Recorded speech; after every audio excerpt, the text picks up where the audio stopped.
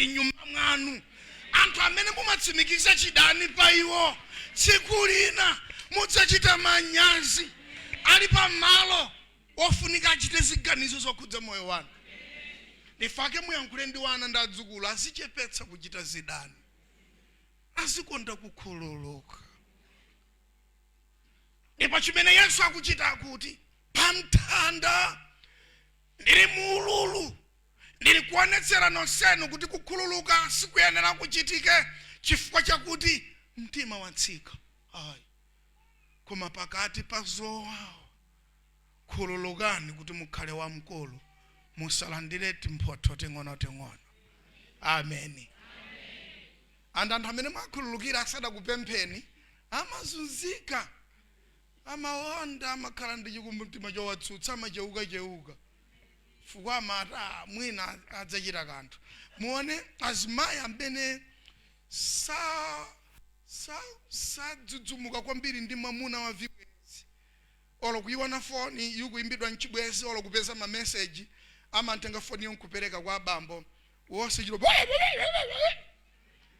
azibambo ake ndajama amboji anthu kuti mwana amene adza nditani bwanji sachita phokoso. Ndi muja mumayamba kukhala queen, you begin to demand respect. Chifukwa munthu jamamba kuganiza kuti sadza ndidzukira ndi usiku, koda amene isadza ndi kapenali nchake chibwezi. Ndiye mafusa amene wamamuja ndiye kena kamayamba kumachita manifest. Ndifake anthu amene afuna kukhala akulu aphunzire principle ya Yesu. Yesu akudziwa kuti sindichedwetsa ndikapanda kuchita declare mawu okhululuka, sindichedwetsa kutenga makiyi azifungulo za imfa ndi Hade chifukwa pali chachikulu. Yesu afuna apite kumanda akakumane ndi mdierekezi akamulande makiyi azifungulo za imfa ndi Hade. Makiyi awasaperekedwa kwa munthu wamba. Ayi, faka anthu amene sadziwa kukhululuka ndi anthu amene olo mutapita nawo ku deliverance, olo kuti aboleze saboleza anthu amene sadziwa kukhululuka. Ayi, accept your circumstances. Kukhululukadu ndi muyeso ovomereza kuti ndili mu situation imene. Wandimenya khofu uyo ndivomere kuti wandimenya khofu, ndipo ndivomere kuti ndili mu pain, koma I still forgive him. Ndiye kuti mwachoka pa msinkhu waung'ono kwambiri, ndiye kuti pamene popo muli patsogolo kwambiri. Nafuna ndibwereze sizophweka. Munthu wina dzina lake Davis adanena kuti forgiveness exists separately from reconciliation and also from accountability. Kukhululuka sikufanana ndi kuti tayanjana, sisinthu ziwiri zofanana. Kapena wabweza ndalama ndeti mkhululukire, kapena tawerengerana zasowazo wabweza ndipo pesa wabweza teti mkhululukire. Forgiveness si choncho. Kukhululuka ndi pamene munthu yasadabweze musadayanjane iniyo nkuchotsa mu mtima mwanu choyipacho. Yesu akuti wakhululukire awa pakuti sadziwa chimene achita.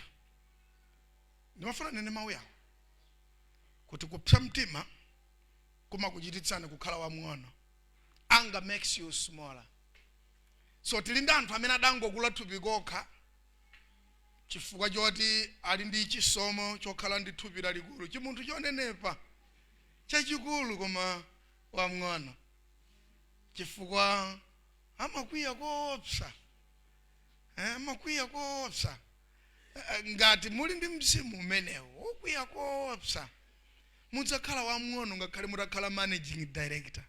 Faka tili ndi ma CEO amene they don't demand respect. Anthu samalemekeza koma ndi CEO. Anthu amamvera chisoni. Pageti amango atsakulira kuti popeza adutsepo nanga gali motidutsa bwanji geti likakhala lotseka. Ndama atsakulirabe.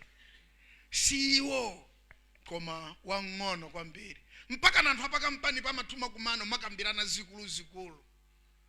Isima CEO siophunzira kwambiri koma ngakulu. Ndi amadziwa kuti abwana athu mmwana. Tili ndi mabwana makampanimu omachitu njenjemera akapsa mtima, kuombetsa desiki, kung'amba mapepala, cholembera kuponyera mkamwa mwa munthu. Ndimafuna nene kuti ngati ndinu mmodzi mwa iwo, ndinu wamng'ono, simudzakhala wamkulu. And anthu onse amene amakwiya kwambiri amasanduka tero, amasanduka mchira, amaleka kukhala moto. So we have people who have lost the position of a head. Ola munene kuti ife sindife michira, ndife mutu mdzina la Yesu, kumayankhulira ntchalichi muno, koma ukatuluka ngati ndiwe munthu wamkwiyo koopsa, udziwe kuti ukusinthitsa position. Umachoka pa position ya mutu paja nukakhala mchira, chifukwa mutu sukupsa mtima